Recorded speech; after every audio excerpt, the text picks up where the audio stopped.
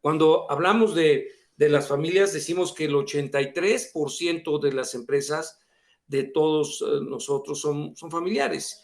Y no menos importante porque generamos cerca del 67% del empleo del país y apoyamos con el Producto Interno Bruto de una manera muy importante también al país. Estamos hablando de que estamos aportando cerca del 60% de todo el Producto Interno Bruto. Muy bien. Pues es entonces nuestra responsabilidad y agradezco mucho pues a ustedes el que hagan este esfuerzo en su región, porque 2 de 3 empresas desaparecen dentro de los 5 años, principalmente por la falta de aplicación de estas mejores prácticas. La mayoría de los negocios familiares, según nos habla el Family Business Network, que es la asociación más grande de empresas familiares en el mundo, nos habla de que y es una organización creada por el Banco Mundial, nos habla de que alrededor del 95% de los negocios familiares desaparecen en la tercera generación, o sea, se desintegran en la tercera generación. Bueno, pero no hay que esperar a la tercera generación, en realidad, desde la segunda generación ya vemos una pérdida de casi el 50%. ¿Sí? Entonces, y créanme, este tema de permanecer en el tiempo, este tema de asegurar armonía y equidad en las familias, en el manejo del patrimonio, es fundamental.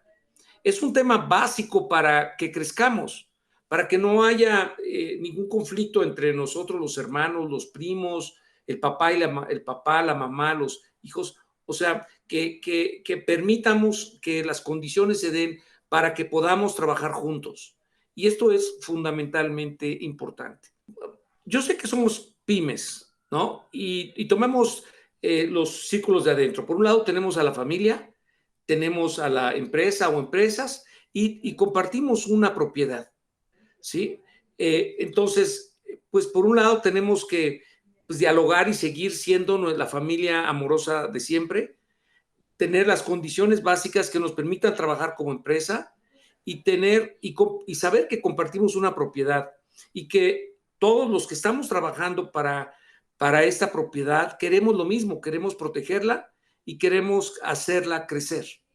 ¿Sí? Entonces, vamos a platicar un poco cómo se da ese tema, cómo por un lado nos vamos a poner de acuerdo como familia, haciendo nuestro consejo familiar, y cómo por otro lado vamos a ponernos de acuerdo en la empresa, haciendo lo que se llama una junta de gobierno. O sea, en realidad estamos hablando llamémosle como ustedes quieran, la junta de gobierno de familia y la junta de gobierno de empresa. Puede ser consejo familiar, consejo consultivo, comité directivo, ¿sí? Junta de gerentes, como ustedes quieran. El tema es tener estos foros de gobierno que nos permitan saber poner en la mesa lo que queremos hacer y asegurar que las cosas las estamos haciendo de manera correcta. Tenemos retos muy importantes para lograr el que no nos desaparezcamos, el que no nos separemos. Primero tenemos que lograr la armonía, tenemos que siempre llevarnos bien. O sea, la verdad es que pues el hecho de que haya lazos sanguíneos, que seamos los papás y que hayamos creado a nuestros hijos, pues la verdad es que lo que queremos como padres es darle lo mejor a nuestros hijos. A veces, pues los hijos vienen con una energía muy importante y esto hace en ocasiones que ellos traigan ideas diferentes. Los educamos pues diferente. Les dimos todo lo que quisimos darles, todo lo que pudimos darles, y ellos tienen una concepción de la vida pues diferente, ¿no? Entonces hay diferentes estilos, diferentes formas de pensar, diferentes ritmos para hacer las cosas, ¿sí? Y que son muy clásicos de las distintas generaciones y de los medios en los que nos movimos. Sin embargo, necesitamos hacer lo necesario para lograr la armonía. Por lo tanto, necesitamos definir reglas claras entre nosotros, reglas que anticipen el conflicto, ¿sí? Necesitamos institucionalizarnos, incluso a nivel de familia. Necesitamos, de repente decimos, oye, pero ¿por qué vamos a discutir estas cosas en familia? Vámonos a una fiesta y ahí platicamos. No, hay que tener una reunión en donde discutamos las cosas de familia de manera ordenada, ¿sí? Y que lleguemos a soluciones y que las escribamos y que nos permita dar el siguiente paso. A veces estas cosas no las vemos con importancia o no le damos importancia y por lo tanto seguimos en la informalidad total entre nosotros que nos lleva al conflicto. Y hay que quitar esa parte de la informalidad. Se vale la informalidad en los temas sociales, en la casa de la abuelita, en la casa de papá y mamá, en la mesa del centro, pero también aislemos las discusiones de negocios de esos foros, ¿no? Y esas discusiones de negocio, hagámoslas formalmente. Entonces, son un gran reto. Yo sé, es un gran reto. Yo sé que es difícil, por eso lo ponemos aquí. ¿Sí? Es difícil aislarlo, es difícil definir reglas de en qué vamos a reinvertir, qué no invertimos, qué sí invertimos, cómo manejamos nuestras utilidades. Yo sé que como empresa familiar, pues estamos acostumbrados a todo el dinero que recibimos extra, lo reinvertimos y lo reinvertimos y sacamos estrictamente lo necesario. Bueno, esto es correcto mientras el negocio es exclusivamente mío. Pero cuando ya voy metiendo a mi familia, ya estamos hablando de un negocio y estamos hablando de gente que le pone todo su interés y su tiempo, que a veces toman el rol de empleados y que eventualmente van a tomar el rol de socios. Tenemos que ir trabajando y hablando de estos temas. También reglas, entre muchas otras reglas, ¿no? O sea, hay ciertas cosas que nos cuesta mucho trabajo decidir. Créanme que no es fácil, pero que en su momento hay que ponerlo en la mesa. Otro gran reto es incorporar a las siguientes generaciones. A veces no queremos que se incorporen. A veces nosotros mismos somos los culpables de sacar a nuestra familia del trabajo, ¿no? Y ellos no colaboran con nosotros. Cuando en realidad, créanme, de acuerdo con esta estadística, que las empresas familiares son hasta 7 veces más productivas que las que no lo son. ¿Y por qué? Porque la verdad es que como padres, como fundadores, quisiéramos, no nos preocupa darle todo lo que somos y todo lo que sabemos a nuestros hijos. Para nosotros es un orgullo que ellos sean mucho mejores que nosotros, que puedan más, que logren crecer a dimensiones superiores a las que nosotros pudimos haberlo hecho, ¿sí? Ellos parten de un piso ya construido, ¿sí? Y de ahí para arriba, ¿no? Nosotros, muchos de nosotros, pues empezamos desde cero, ¿no? Entonces, los invitamos a tratar de incorporarlos también a las siguientes generaciones, a que, pues ahora sí que no se nos desesperen, ¿sí? Tenemos que poner las reglas en la mesa, ellos tienen que ver que no es lo mismo empezar de cero que empezar desde el primer piso, ¿no? O el segundo, y desde ahí construir para arriba. Sé que es un reto y por eso lo ponemos en la mesa. Tenemos que plantear la relación y las expectativas de las generaciones familiares, o sea, escuchar a las siguientes generaciones y no solamente la que está ahorita con nosotros, sino identificar cómo podrá ser la generación de nuestros nietos y cómo se van a llevar entre ellos y qué tipo de condiciones deberíamos poner en la mesa para evitar que en esa tercera generación se destruyera la empresa o se parara. Entonces, pues es un reto importante. Separar la relación de familia y la relación laboral, ya lo decía yo. Muchos de ustedes, hoy lo que de repente estamos en la mesa de la comida, de la casa, de la cena, y ahí empezamos a discutir temas de familia y temas de negocios. Y se vuelve costumbre. Y la verdad de las cosas, llega un momento a veces a que no coincidimos, que nos peleamos y mezclamos sensaciones entre ser familiares y profesionales y empresarios. La recomendación y el gran reto que tienen ustedes es, les digo, institucionalizar su familia. O sea, todos estos temas de negocio familiar, hablarlos en un lado y los temas de familia, hablarlos ahora sí que en la cena, ¿no? Entonces tenemos que separar este temas. También los mecanismos de supervisión. Nosotros cuando subimos a nuestros hijos como empleados, ¿sí? Tenemos una relación de papás e hijos y es muy difícil para los hijos e incluso para los papás ejercer esta labor de jefes y subordinados. Al hijo no le gusta ser el subordinado. Al papá, pues se incomoda un poco diciéndole al hijo que no haga ciertas cosas o regañarlo en el trabajo o decirle cómo tendrían que haber operado, ¿no? Esto a veces llega a molestarnos. Sin embargo, tenemos que aceptar que somos el jefe y el empleado. Ese tipo de temas tenemos que dejarlo bien claro. También dejar claro que como familia también tenemos que guardar la unidad familiar. Frente a los empleados, no podemos enojarnos y siempre tenemos que buscar ser una sola voz. En otras palabras, los miembros familiares no pueden pelearse en frente de los empleados. ¿Sí? No pueden discutir temas, no pueden los empleados ver que tenemos posiciones encontradas. Entonces, es todo un tema, ¿no? Es una regla y es un gran reto para todos. Tenemos que mantener y verdaderamente buscar la justicia, la equidad, que no es lo mismo que la igualdad. ¿Sí? Por favor, tengan esto muy presentes. Esto es un gran reto. A veces decimos, hay que hacer iguales y darles a todos mis hijos el mismo dinero, sin importar lo que hagan. Esto nos lleva a conflictos eventualmente. Tenemos que lograr equidad, o sea, reglas equitativas para todos. El que trabaja gana dinero. Dependiendo de la posición que ocupa, gana dinero. En fin, en realidad necesitamos lograr, señores, señoras, señoritas, señoritos, necesitamos justicia dentro del negocio. Necesitamos buscar equidad interna, ¿sí? Necesitamos establecer algunos comités o grupos o órganos de gobierno dentro de la familia y dentro del negocio. Eso también es un gran reto. Adelante, la siguiente, por favor.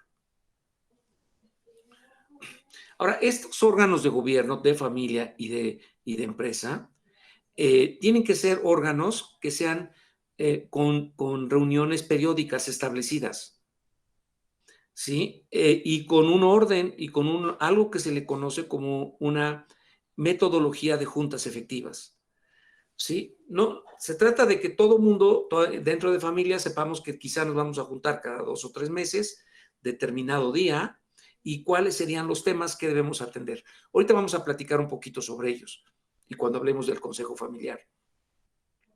¿Qué temas deberíamos incluir en nuestra agenda? Y por otro lado, también vamos a platicar de esta reunión de empresa que también debería tener un orden del día. Yo les aconsejo que esta reunión la tengamos al menos una vez al mes, ¿sí? En donde nos juntemos y analicemos la evolución de la empresa, el futuro de la empresa, qué estamos haciendo para ese futuro y cuál ha sido la gestión particular de las principales, vamos a decir, supervisores o funcionarios de mi organización y qué estamos haciendo y qué podemos hacer mejor. El diálogo, la conversación, el ponernos de acuerdo, siempre va a ser muy importante. ¿Son retos? Sí, sí lo son. No estamos acostumbrados a eso, lo entiendo. Pero eso es parte de tener una empresa que crezca permanentemente. Tener una empresa participativa en donde los hijos se sientan incluidos, en donde los padres paulatinamente vamos aceptando la opinión de todos. Vamos aceptando que hemos hecho un gran esfuerzo, hemos logrado el éxito y hemos logrado lo que hoy tenemos, pero que podemos ser mejores y estar abiertos al crecimiento continuo.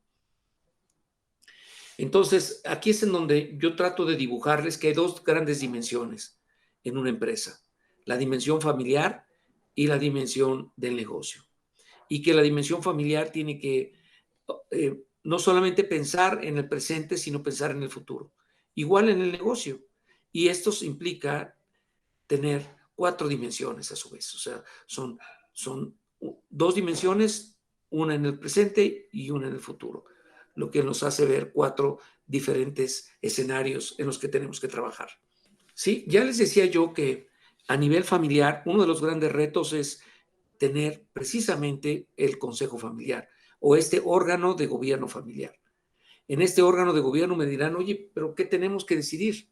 Precisamente uno de los temas más importantes es hacer estas reglas de las que hoy les platico. Y lo vamos a ver un poquito más adelante cuando hablamos del protocolo. Necesitamos también entender y poner en la mesa que va a haber unión y debemos tener orgullo de pertenencia a la empresa y a la familia y definir entre nosotros qué vamos a hacer para esto. No solamente nosotros, para nuestros hijos, sino para nuestros nietos. Necesitamos asegurar que hay una asamblea familiar en donde también se conviva, fíjense lo que son las cosas, con nuestra familia política. Pero, ¿cómo hacemos que la familia política esté contenta, pero tampoco que intervenga? En realidad se trata de que tenemos que ser claros que la familia política es muy importante, pero que también hay que cuidar que no haya cierto intervencionismo que en algún momento provoque rompimientos. Por ahí yo a veces decía, híjole, por supuesto que hay una familia política preciosa, no es general este tema, pero la mayoría de las veces la familia política tiene bueno, no la mayoría, siempre la familia política va a proteger a su pareja, ¿sí? Va a pensar que su pareja es el mejor de todos, ¿sí? Porque convive con ella y sí es cierto, la admira, ¿no? La admira o lo admira, ¿sí? Y para ella hay un trato, siempre va a haber un pequeño trato injusto hacia la pareja. Y esta conversación que tiene la pareja con el hijo o la hija es un pequeño diablito que nos habla al oído y que nos distorsiona en ocasiones la realidad. Entonces, tenemos que evitar este pequeño diablito que nos habla al oído, estos pequeños mensajes que nos hacen distorsionar la armonía familiar, ¿sí? Entonces, en muchos de los casos es recomendable, digo, hay excepciones importantes, pero en muchos casos es recomendable mantener a la familia política de cierta manera. No perder la relación, por lo que les digo, necesitamos buscar una asamblea familiar en donde se comparta la importancia de la familia, la importancia de la empresa, se genere orgullo, pero en ocasiones no se tocan temas económicos, ni cuánto ganamos, ni cuánto nos distribuimos, ¿sí? Y tradicionalmente pedimos que la familia política no esté integrada a la empresa. Y una de las razones es porque la historia nos dice que el 50% de las ocasiones, la, la, la probabilidad de divorcios es hasta del 50%, ¿no? En las familias latinoamericanas. Bueno, en el mundo es muy cercano al 50% y en México es esta la estadística que tenemos. Imagínense un empleado familiar que ha sido director general, que es mi yerno y que se divorcia de mi hija. ¿Lo podría correr? Si es que mucho de mi negocio depende de su capacidad, de su experiencia y de su trabajo. Y ya me acostumbré a él. Y voy a estar dándole preferencias a él versus mi hija. En fin, nos ponemos en condiciones bastante difíciles que vale la pena, si es posible, no crear. Entonces, tenemos este tema respecto a la familia política. El programa de sucesión en los negocios familiares es bien importante. Suceder al papá no es un tema de la noche a la mañana. Desafortunadamente a veces ocurre porque pues la vida es así, de repente nos vamos de este mundo de la noche a la mañana.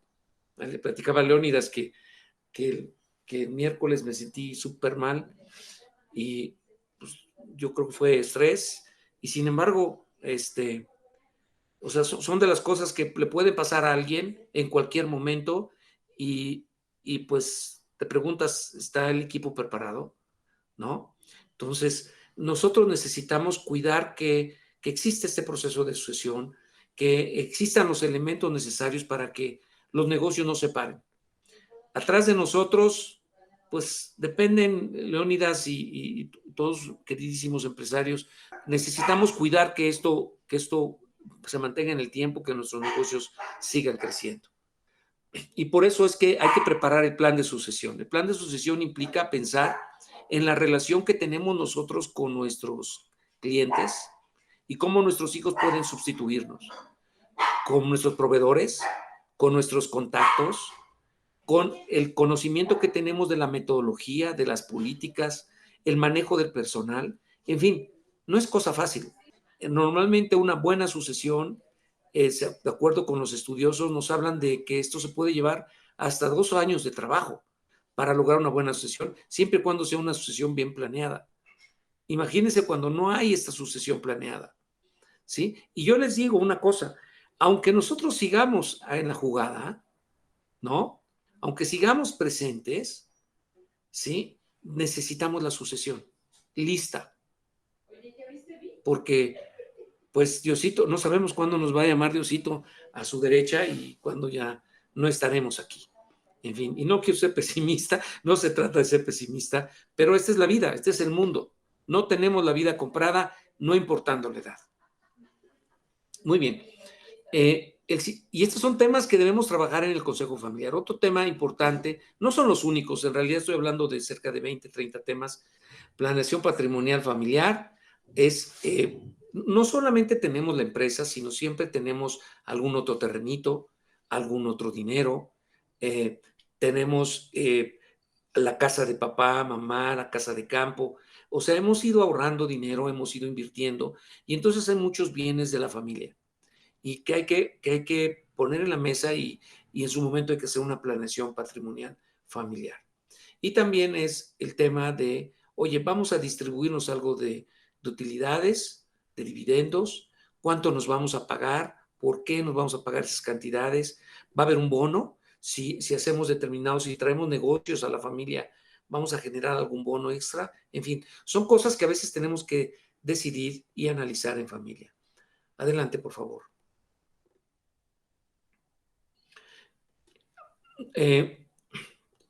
Las familias, cuando se desaparecen, es porque hemos entrado en ciertos tipos de conflictos. A veces son conflictos pequeños, pero que a veces nos los vamos guardando. 6 de los principales. Uno, el micromanagement. O sea, perdón, la palabra en inglés, en anglosajón, es precisamente cuando estamos haciendo, es que me confundieron ahí dos distintos, pero uno es, el micromanagement es que queremos hacerlo todo nosotros, queremos decidirlo todos nosotros, somos el hombre clave, el hombre indispensable, queremos que todo pase por nosotros. Tenemos que evitar este micromanagement, o sea, querer hacerlo todo nosotros y meternos a todos los detalles. Creemos que nosotros tenemos la solución y tenemos miedo a que haya errores y por eso nos metemos a querer controlarlo todo. Paulatinamente nos vamos dando cuenta que nuestros hijos también pueden. Entonces tenemos que ir soltando, haciendo ciertos ejercicios, José Gabriel, Ana, Claudia, necesitamos ir haciendo ciertos ejercicios, Leónidas, que nos permitan ir soltando. Otro de los riesgos importantes, otro de los conflictos, es el hombre y mujer sol. Sí, precisamente, y tiene que ver con este micromanagement, perdón, o sea, el que somos los únicos que a través de nosotros vive el mundo, si nosotros no viven. Y esto es, decimos que nos hacemos los hombres clave, los hombres indispensables. ¿Y qué creen? Que somos el enemigo número 1 del crecimiento de la empresa. O sea, en el momento en que nosotros decimos que todo tiene que pasar por nosotros y que nosotros tenemos que decidirlo todo, en ese momento estamos obstaculizando el crecimiento. Por increíble que parezca, así es. Entonces tenemos que romper con esto y claro, yo lo entiendo, José Gabriel, lo entiendo, Ana, lo entiendo, Claudia, Leónides. No es fácil. Es un tema que toma tiempo. Es un tema que requiere conciencia, ¿sí? Que requiere en su momento un hábito y una disciplina. Reglas claras. Bien, tenemos también el segundo tema que es el cambio generacional. Sí, nosotros vamos evidentemente dejando, bueno, nuestros hijos en algún momento estuvieron chiquitos, en algún momento los llevamos con el Pato Lucas, ¿no? Los llevábamos y traíamos y hacíamos de ellos los que nosotros queríamos. Pero llévenlos hoy con el Pato Lucas, ya no, el Pato Donald, pues llega un momento que ya no se dejan, ¿no? Llega un momento en que ellos empiezan a dar sus ideas de cómo son las cosas y empiezan a meter, les dimos educación, la mejor que pudimos, Y esa educación los ha hecho pensar diferente. Nos cuesta mucho trabajo, sí, pero tenemos que eh, entender que debemos dar paso al cambio generacional. Debemos dar paso y dejar que ellos metan sus ideas y que ellos operen y que aunque se equivoquen, ¿sí? Se equivocaron ellos y entendieron y después platicamos un poquito lo que sí pudimos hacer para evitar que eso sucediera, ¿sí? Claro, hay que ir controlando un poco que el impacto de los errores no sea del tamaño que dañe el patrimonio de la familia. Entonces, hay que poner reglas de hasta dónde sí puedes tomar decisiones. Debemos emplear, bueno, el otro gran tema es la reinversión total. Estamos acostumbrados, José, Ana, Eduardo Javier, Claudia, Leónides, a reinvertir todo lo que tenemos, ¿no? A todo lo que nos sobra, lo vamos reinvirtiendo, haciendo crecer el negocio. Cuando están los hijos trabajando en la empresa, y si nosotros acostumbramos a nuestro sucesor a hacer lo mismo, él va a entrar en conflicto con sus hermanos. No hay peor cosa que ver que es un negocio familiar que está creciendo y yo no tengo utilidades del negocio o beneficios, a pesar de que estoy trabajando en él y dice que soy socio. Entonces tenemos que acostumbrar y tenemos que ir aprendiendo, paulatinamente transformándonos un poco, a ir haciendo los socios, compartiendo nuestras utilidades, dejando ciertas cosas escritas a través de mi fideicomiso de control patrimonial, de mi propio protocolo, dejando claro, o a través de mis propias escrituras constitutivas, si somos API, en el hecho de que este negocio va a ser de ellos en el momento que sucedan ciertas cosas. Entonces, necesitamos evitar esto de la reinversión total, ¿no? O dejar de tener esta costumbre, empleando a todos los familiares. Este es otro gran conflicto. A veces, por el hecho de ser familiar, y estoy hablando no solo de los hijos, sino de los primos, de los sobrinos, o de los cuñados, o de los yernos, o de los nueras, pues les damos trabajo. Y todos trabajamos en la empresa, ¿sí? Necesitamos ciertas reglas, porque no se trata de una empresa creadora de empleos para mi familia. No, eventualmente vamos a destruir el patrimonio. Necesitamos hacer que los que entren a la empresa coincidan con el perfil del puesto que estamos ofreciendo, que requerimos. Y también necesitamos asegurar que sea, pues, el mejor en el puesto, familiar o no familiar. Les vamos a dar oportunidad de que trabajen, los vamos a capacitar a nuestros hijos, tratamos de que sean los mejores en ciertas funciones para que en su momento puedan ayudarnos, ¿sí? Pero si no reúnen las capacidades y hay gente mejor que ellos, pues evidentemente no tienen, ahora sí que no tienen el puesto asegurado, ¿no? ¿Sí? Debemos de tener descripción de puestos, perfiles, indicadores de desempeño mínimo, ¿sí? Porque se trata de proteger el patrimonio por generaciones. Se trata de que ellos tomen el negocio, que sepan que tienen que prepararse para tomar el negocio en su momento. Muy bien. El otro tema es inequidad salarial, ¿sí? A veces yo a mi hijo le doy un dinero y él siempre va a pensar que gana poco y yo siempre voy a pensar que le pago mucho, ¿no? Entonces, este es un tema natural, ¿sí? Y que solamente quita esta duda cuando yo traigo un independiente que se dedica a evaluar los puestos y que dice, bueno, este puesto en este tamaño de empresa tiene estos tabuladores. Cuando esto está en la mesa por un tercero independiente, se acaba la discusión, ¿sí? A veces, eventualmente, es importante porque esa sensación no va a desaparecer nunca. Y es preferible que seamos claros y que seamos justos. Recuerden, la justicia y la equidad es muy importante, no la igualdad. La igualdad nos va a generar, no se trata de que yo gano lo mismo que tú, se trata de cuánto vale tu puesto, cuánto vale lo que haces, ¿no? En ocasiones se han tomado esas decisiones porque pensamos que es la mejor manera de hacer las cosas. Y a veces va funcionando, ¿no? Porque son el mismo nivel de interés y participación aparente está desarrollándose entre los hermanos. Y a veces no hay otra más que hacerlo así. Sin embargo, no debería de ser este el caso. Riesgos familiares. Ya les decía yo que uno de los grandes conflictos es que todos somos diferentes, todos estamos en condiciones distintas. En ocasiones tenemos el divorcio, en ocasiones tenemos embargos, no pagamos impuestos, tenemos ataques, nos metemos en la política, ¿sí?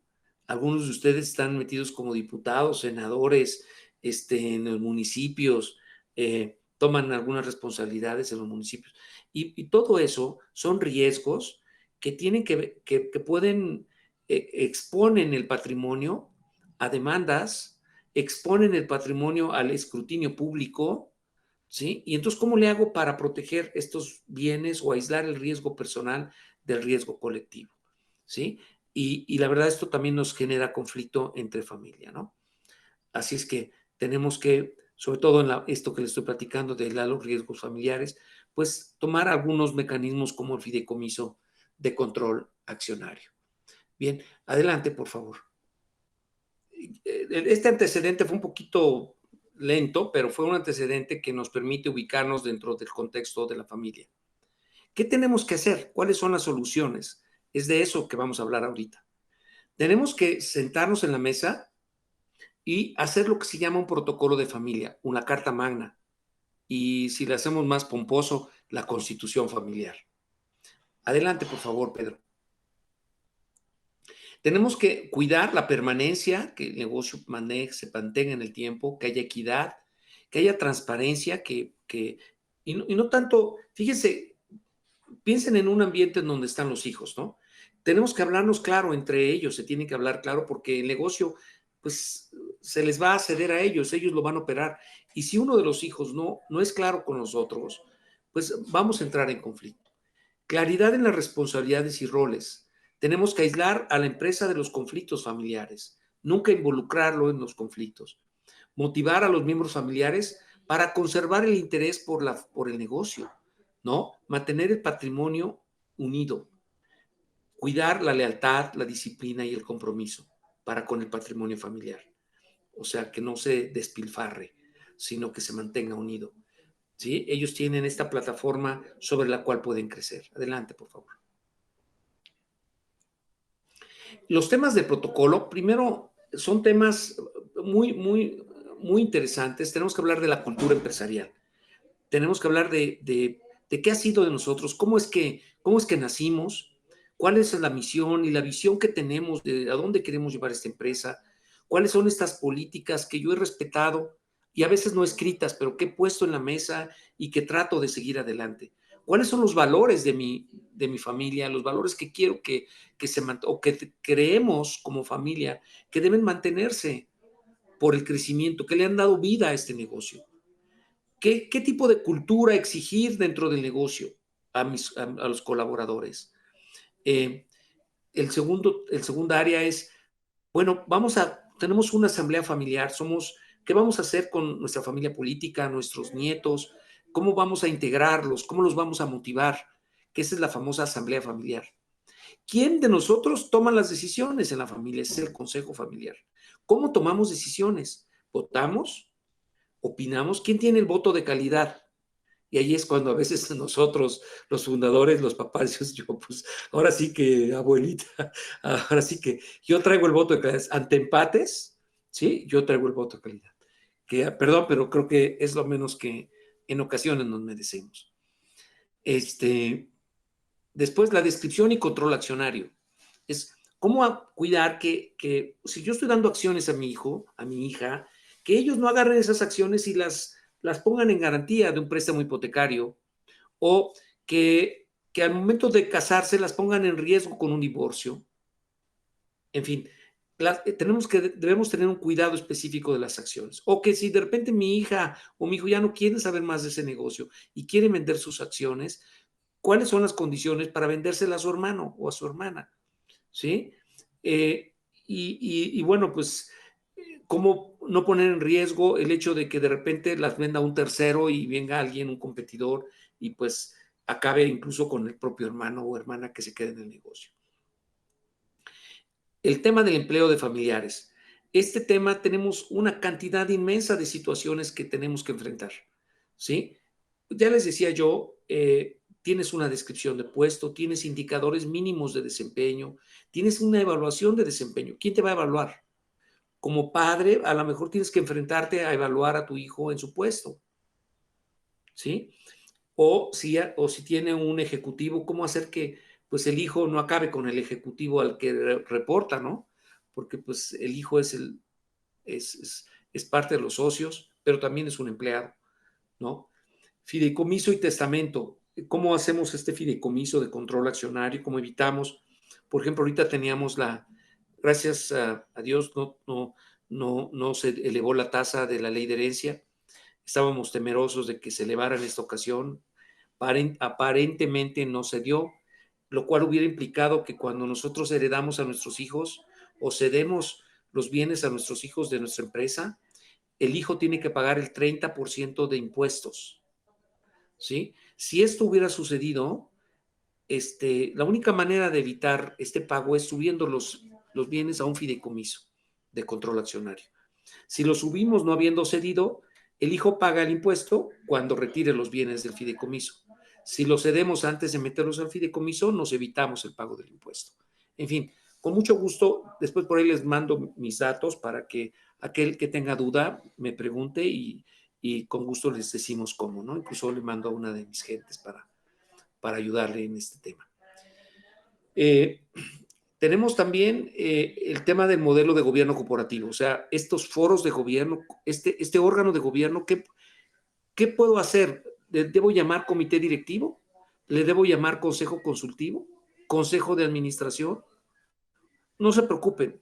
El tema sí es tener una reunión que nos permita el seguimiento bajo ciertas prácticas que se les conoce como prácticas de juntas efectivas.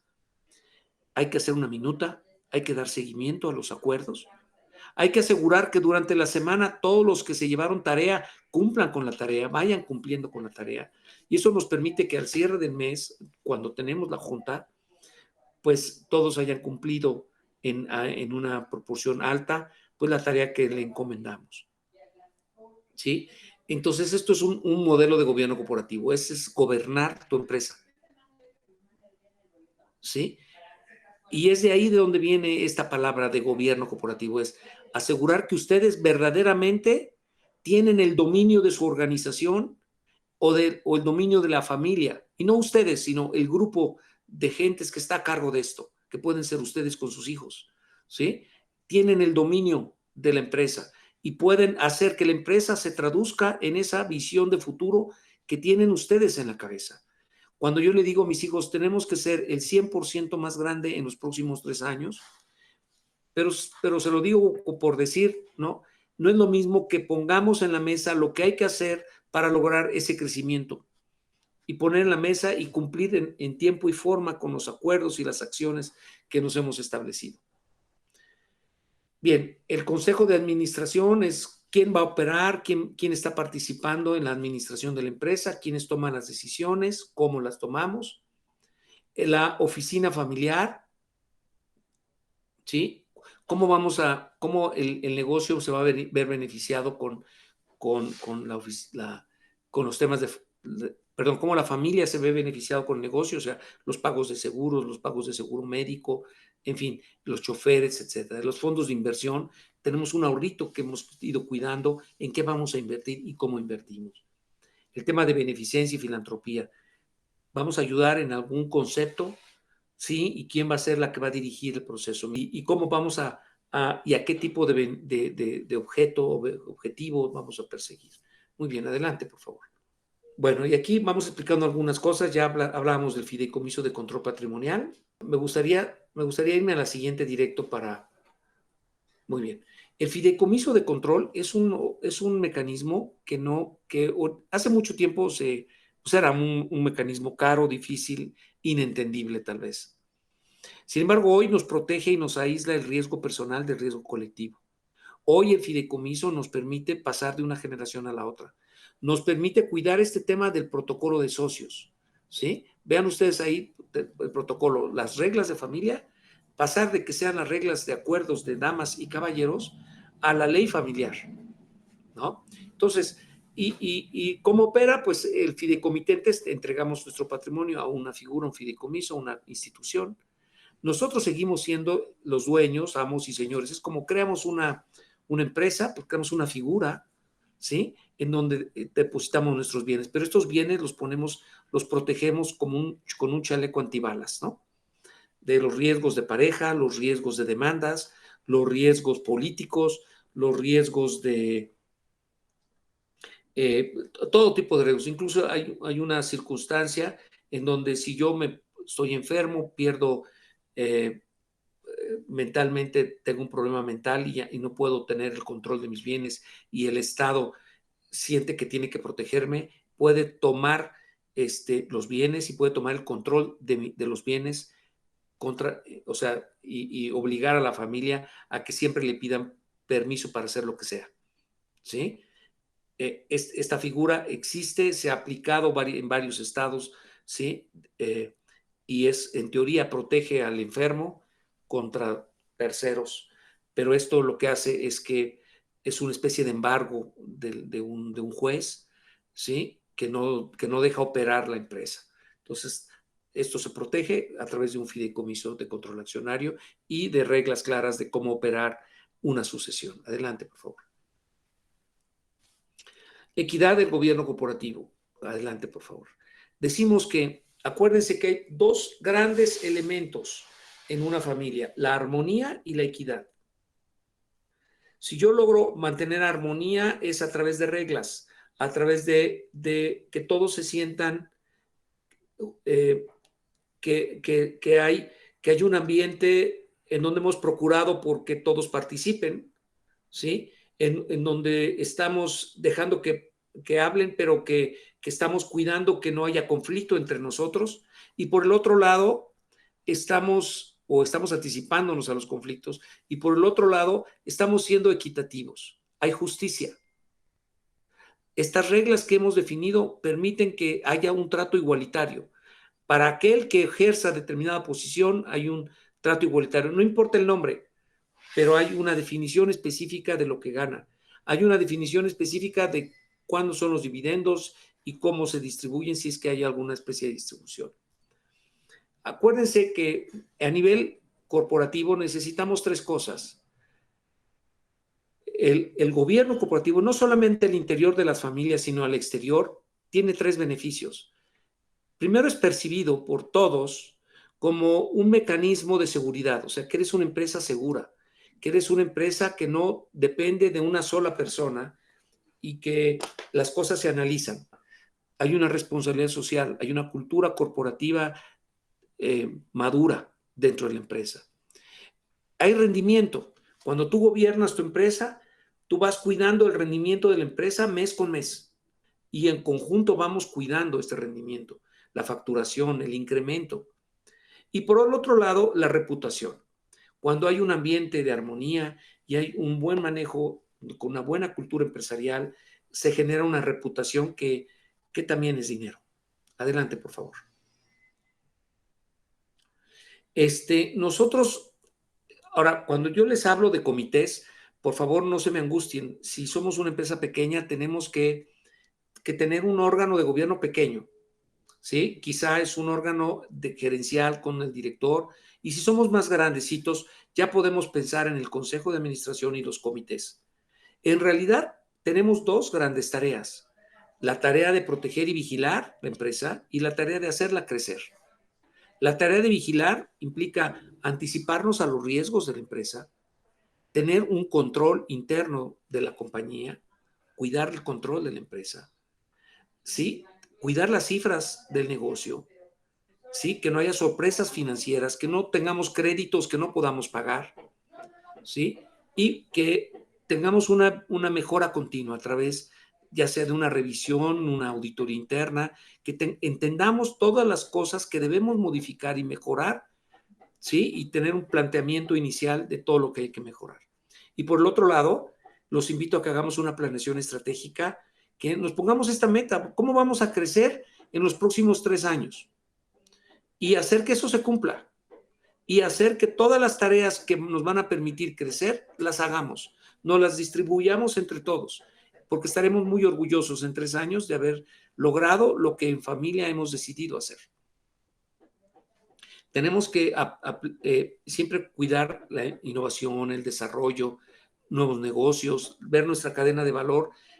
A veces estamos cuando digo cadena de valor, estamos atendiendo a ciertos clientes que tienen la necesidad de otros bienes y servicios que también podemos proveerles y que a veces no lo hacemos y perdemos oportunidades de negocio, ¿sí? Entonces, los invito a que lo analicemos, invito a que también trabajemos con quiénes son los ejecutivos o los funcionarios que nos ayudan y saber si son o no las personas clave, las personas que tenemos que desarrollar, cuál es su situación, si están entregando lo que deben entregar, permitirles que nos reporten sus avances, ¿sí? Ese tema de administración de ejecutivos relevantes es muy importante. Dicen, ten a la persona clave en el puesto clave y serás exitoso, ¿sí? Bien, vámonos a la siguiente, por favor. Estamos hablando del control interno, estamos hablando de la institucionalización. No podíamos dejar de hablar de esto. Para lograr que una empresa se multiplique, necesita tener lo que se llama control interno. Una empresa institucional. Una empresa que tiene manuales, descripciones de puestos, perfiles, sistema de control de calidad, sistema de supervisión.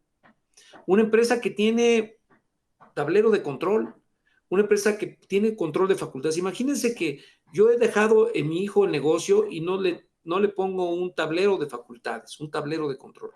Voy a entrar en conflicto. Él mismo no sabe qué autorizar y qué no autorizar, ¿sí?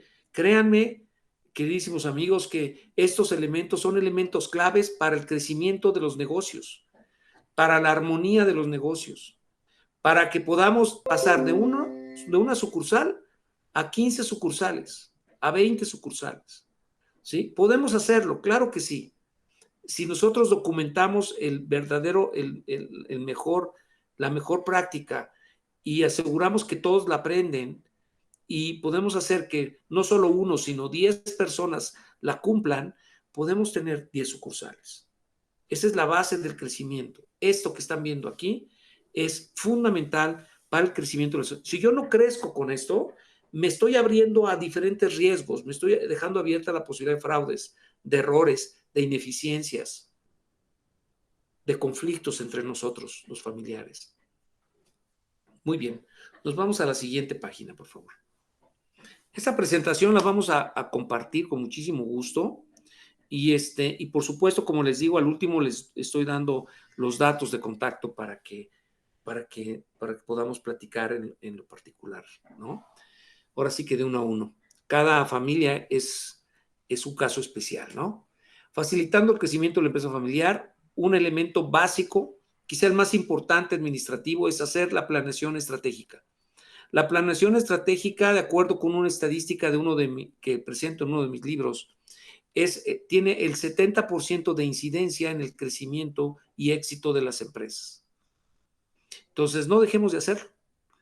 Vamos a la siguiente, por favor. O sea, a veces podemos ser exitosos porque somos muy entregados a la chamba y gracias a Dios nos salieron bien las cosas, ¿sí? Tuvimos la inteligencia para ir encontrando los caminos, pero no hay como definir caminos previamente, plantear nuestra visión y ver que las cosas las hagamos para lograr esa visión.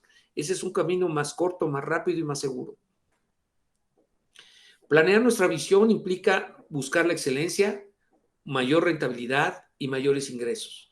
Y los invito a todos a que naveguemos por estos cuadros. Para lograr la excelencia, necesitamos de equipos de recursos humanos motivados. Si nuestra gente no está motivada, no tiene un alto desempeño y no seremos exitosos. ¿Sí? Es nuestro punto de partida. Necesitamos asegurar que usamos todos los activos que tenemos, todas nuestras relaciones, que es también parte de nuestros activos. Necesitamos un control sobre el valor de la empresa, ¿sí? Un plan de activos y un plan de inmuebles de cómo podemos usar mejor nuestros inmuebles y nuestros activos. Nuestros negocios la capitalización, la inversión, las ventajas competitivas, la innovación, el desarrollo, el estarnos comparando con terceros, con negocios como el de nosotros y ver cuáles son sus mejores prácticas, cuáles son las de nosotros, el cuidar nuestros derechos y marcas. Y la rentabilidad, cuidar nuestros gastos, nuestros costos, nuestros gastos de venta, nuestros gastos financieros, lograr mayor eficiencia en nuestros procesos y fondearnos más barato. ¿Sí? Si ustedes tienen gobierno corporativo, se van a fondear mucho más barato. Siempre es 1 o 2 puntos abajo. Más ingresos. Necesitamos cuidar, entrar a nuevos mercados, precios, alianzas, productos, ventas.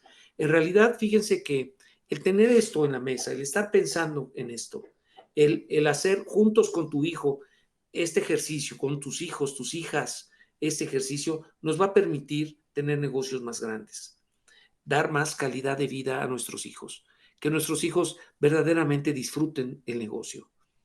Adelante, por favor. Bueno, por aquí les puse un mapa para la mapa familiar, de las necesidades familiares. Por un lado tenemos el gobierno familiar, los servicios de apoyo, el fondo de inversión, el tema de cumplimiento fiscal, la planificación patrimonial y beneficencia y filantropía. Son algunos de los temas que están incluidos en nuestro mapa de creación de valor familiar y que tienen que y deben atenderse eventualmente en todas las familias. Ya compartiremos con ustedes no solo esto, sino el mapa de detalle. Adelante, por favor. Bien, es platicarles que tenemos algunos libros. Ahorita les voy a regalar alguno. Yo creo que les voy a regalar el libro 8, que es La empresa familiar y su gobierno corporativo. Tenemos 12 libros escritos, todos se consiguen, creo que, no sé si hay, bueno, ustedes con gusto escríbanos y si les interesa algún otro, con gusto se los mando. El tema de institucionalización es esto que platicábamos, cómo podemos pasar de una empresa totalmente informal a una empresa totalmente formal, ¿sí? Que lo que hace es que le da valor. Una empresa que depende de ustedes no vale dinero. Una empresa que está institucional es una empresa que se puede vender, es una empresa que puede crecer, es una empresa que se puede multiplicar. Y esa es la importancia del libro 7. El libro 6, La SAPI, es un libro que hablo sobre un modelo de negocios que trabajamos como la Comisión Nacional Bancaria en 2005. Yo fui coautor de este modelo y como coautor, pues terminando el trabajo me puse a escribir un libro en 2005 y esta es la versión con muchos casos de éxito. Es de la SAPI. ¿Cómo utilizar la SAPI? ¿Por qué no soy SA? ¿Por qué soy SAPI? ¿Qué beneficios tiene para la empresa, para el crecimiento de mi organización?